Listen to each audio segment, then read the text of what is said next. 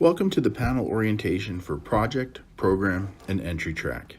My name is Matthew Serio, and I am a Program Director with the Pennsylvania Council of the Arts. I oversee the Pennsylvania Partners in the Arts Regional Regranting Program, as well as Entry Track for larger organizations and arts programs coming directly to the state for funding. This orientation is approximately 20 minutes long and covers a brief overview of the Pennsylvania Council of the Arts, our funding programs for general support and projects, the review criteria we use, and the review process. Thank you for volunteering to serve as a panelist, for volunteering your time and expertise to assist in providing quality arts to the Commonwealth. We would not be able to do this without you. So let us begin. The Pennsylvania Council on the Arts, or PCA, is a state agency in the Office of the Governor, created by Legislative Act in 1966, shortly after the National Endowment for the Arts was created. We recently updated our strategic plan and also came up with a new mission statement. This is the first time we have done that since the PCA was created. Our new mission is more straightforward and to the point: to strengthen the cultural, educational, and economic vitality of Pennsylvania's communities through the arts. We will be focusing more on diversity, equity, and inclusion in all forms. The agency is governed by a council of 19 members, 15 of which are private citizens appointed by the governor, and 4 come from the General Assembly. Council members serve without any compensation. The council sets the mission and goals for the agency, evaluates the PCA's progress towards these goals, formulates policy, and makes the final decisions on the use of funds. The PCA currently has a staff of 11. So that you understand where the applications you are reviewing fit into the overall puzzle of state arts funding, let me explain how organizations fit into the funding tracks. The first question we ask at the PCA, or if they contact their local Pennsylvania Partners in the Arts partner, the first questions they will ask are they a nonprofit or an individual artist? Is it a one-time project or an ongoing program? And what is their fiscal size of their arts program? If it is an individual artist or a one-time project, they will apply through Project Stream. Organizations with arts programs with budgets under $200,000 will also apply through Project Stream. Larger arts programs with budgets over $200,000 will apply directly to the state through Entry Track. The reason I specify arts programming and not just fiscal size is because we only consider their arts expenses. A multi-million-dollar history museum with a small after-school arts program of, say, $50,000 would still apply through their regional PPA partner in Project Stream. In Entry Track, they can receive grants for operating support. They apply and are reviewed by a panel every year. Once they have been in Entry Track for a few years and have a consistent track record of good panel scores, the organization can be recommended to the council to be transitioned into the Arts Organizations and Arts Programs track, or AOAP. Now, if it is an individual artist or the fiscal size of the arts program is under $200,000, they are encouraged to apply for a Project Stream grant.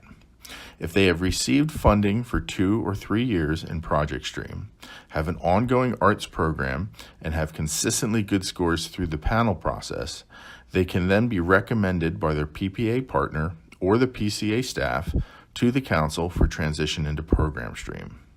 If an organization's arts program budget's 4-year average increases or decreases above or below that $200,000 threshold, they can then be automatically transitioned between Program Stream and Entry Track. Program Stream and AOAP. A few specifics about the funding tracks. PPA Project Stream, they apply through the regional PPA partner. This is pretty much grant writing for beginners. The application process is annual, and the maximum they can request is $2,500 and is available for nonprofits and individual artists. Funding is not guaranteed, and it is competitive, more so in some regions than in others. These projects are reviewed based on the strength of their plan and not necessarily their past projects. In PPA Program Stream, they are invited to transition from Project Stream. The minimum grant is $3,000, and the max is 30% of their arts budget. This is also general ongoing support. They complete a full application that is reviewed by a panel periodically, and an interim application which is reviewed by the program director in the off years. The applications are based on past performance and not what they plan on doing. In entry track, they apply every year and are reviewed by a panel. The average grant is around $5,000, but funding again is not guaranteed. Again, the applications are based on past performance and not what they plan on doing. Review criteria. We review the applications based on quality of artistic product, process, or service, access to the arts, and management.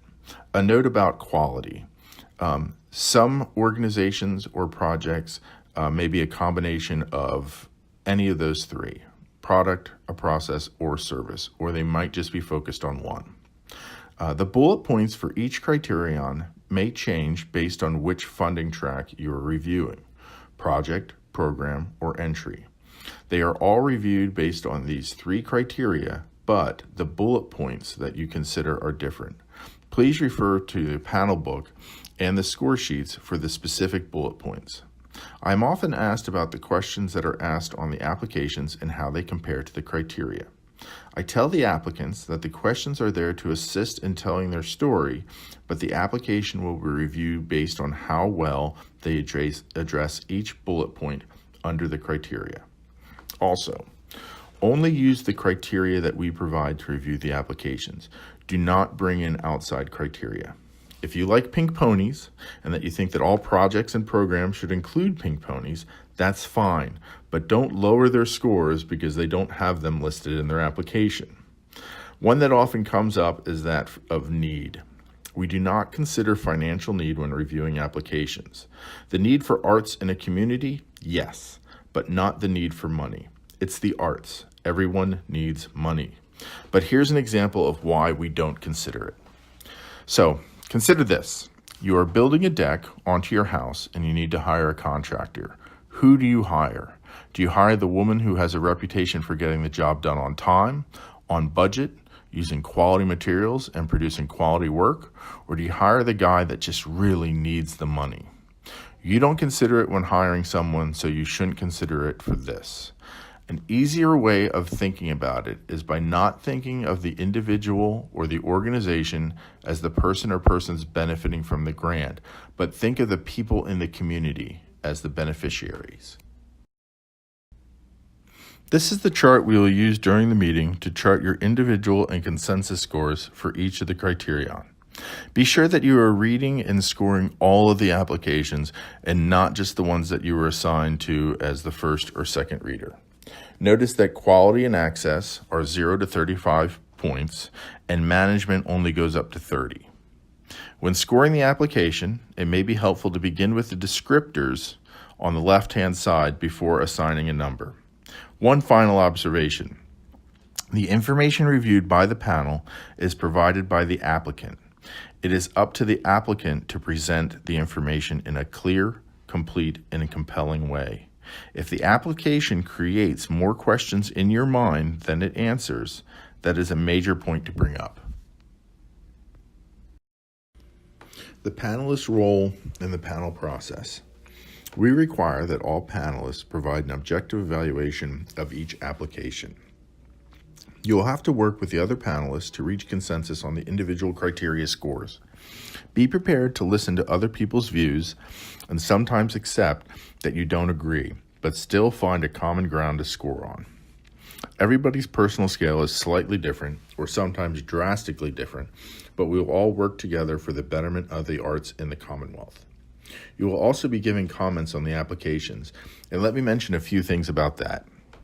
You should absolutely have comments written down for the applications that you are lead and second on. Be sure that you have a reason for giving the score that you did.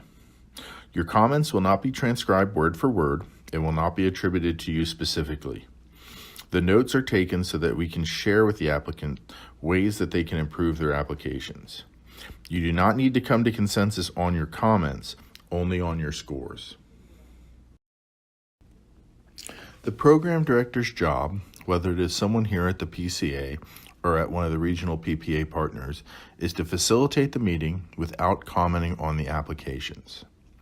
Their job is to provide factual information when asked and without bias, but they will not correct you if they feel that you are going down the wrong path in reviewing based on information that is in the application.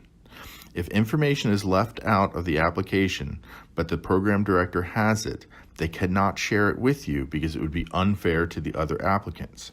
For example, if an applicant does not include the number of people that are attending an event, but the program director knows that number, they cannot share it with you because if the question would come up in another application and they don't have that information, it would be unfair to provide it for one application and not another.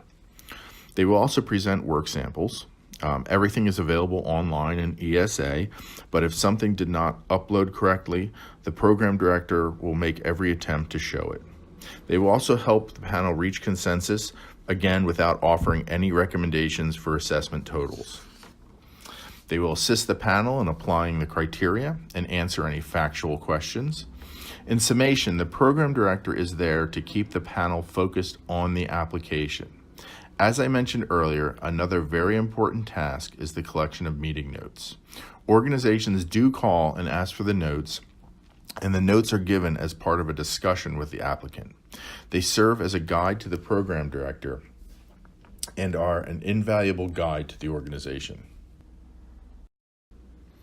Let me take a moment now to go over some general points about reviewing applications. Remember, the burden of the presentation is on the applicant, but the application is just a snapshot of the organization or project. Now, those two statements seem to contradict each other. So use all your powers of observation to see the real work.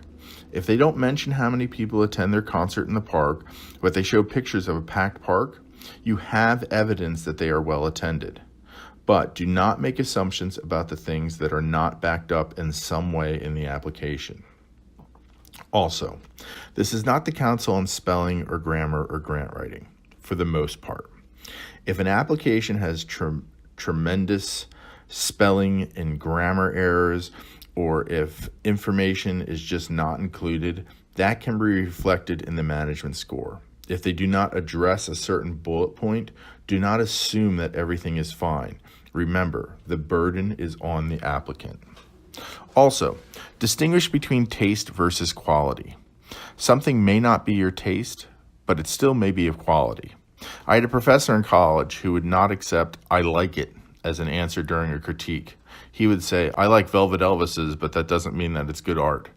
Just because you like it doesn't mean that it's good. And just because it is something that you would not go to see in a million years doesn't mean it's not of high quality.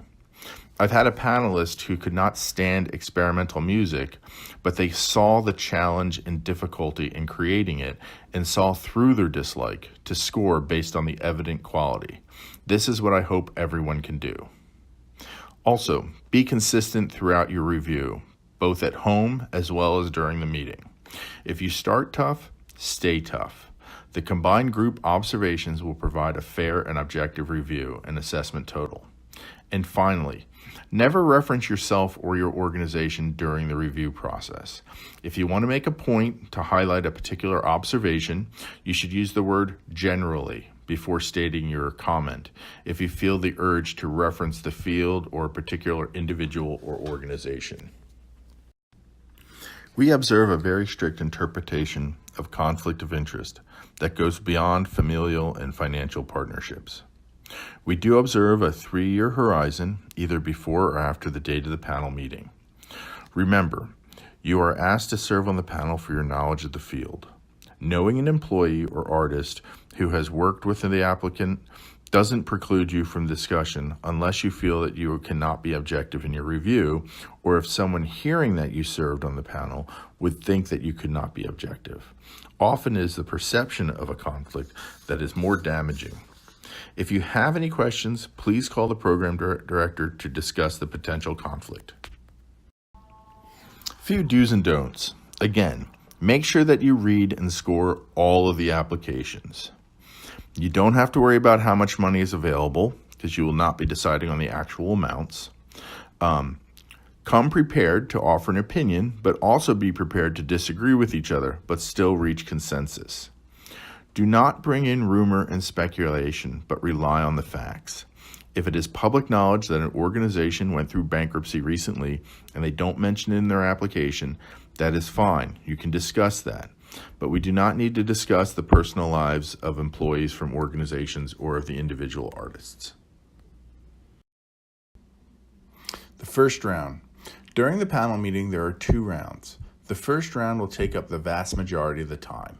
The second round takes on average of about 15 to 20 minutes. You've been assigned as the lead or second evaluator on certain applications. There is a list of the applications in your panel book, which shows who is assigned to each application. If you are assigned as the lead or second, you will need to spend extra time with these applications. These applications you'll be speaking first about, and at some points leading the discussion about the application. But remember that all panelists have equal say when coming to consensus. The first round is the initial presentation of the application, which includes the presentation of work samples if needed, lead and second evaluator comments, and the full panel discussion to reach consensus. In this round, panelists should evaluate each application only on its merits in the context of the applicant's mission. This round does not compare the applications to each other. The lead and second evaluator, as I mentioned, will present the application while identifying strengths and weaknesses. The lead evaluator will go first and briefly introduce the application, but not by rereading it to the rest of the panel. Instead, offer 1 or 2 sentences about the applicant and then get right into the strengths and weaknesses. They will then finish with offering their assessment scores for each of the criteria. After the lead is finished, the second evaluator presents any additional observations and highlights, any differences from the lead evaluator's review, and then they provide their assessment scores. We then open it up to the entire panel for discussion. Every panelist will give their scores and any additional comments if they have not already been mentioned. The final step is to reach a consensus for each assessment score. This is not an average, but a consensus score. We will do this for each application before moving on to the second round. When the panel reaches the second round, they are asked to take a moment to review where each applicant appears in a rank order of assessment totals. They appear in order from the highest to the lowest total for each individual criterion: quality, access, management, to make sure no application is out of place. This is the panel's final opportunity to revise an assessment total. It is important to note that you will not be allowed to participate in any discussion on any application with which you have a conflict. Consistency is very important throughout the entire process. The more consistent the panelists are, the fewer adjustments will have to be done at the end. In regards to confidentiality, you can discuss the process of how applications are reviewed, but not the applications themselves or the scores. Remember, you are presenting recommendations to the council, or in regards to the PPA program, the partner board of directors, for their approval and the final determination of grants. The council has the obligation and authority to determine all grants. We require that any questions or inquiries you receive from applicants be forwarded by you to the program director, or ask the person to contact the program director. That takes you out of the middle and properly focuses the applicant on their application only. If there are any questions that you have that haven't been answered, please contact your program director who asked you to serve as a panelist, either from the PCA or from one of the regional PPA partners. We encourage you to take a look at our website, and as always, thank you for volunteering to serve as a panelist. You are the way we serve the people of Pennsylvania, and we thank you for your partnership in these efforts.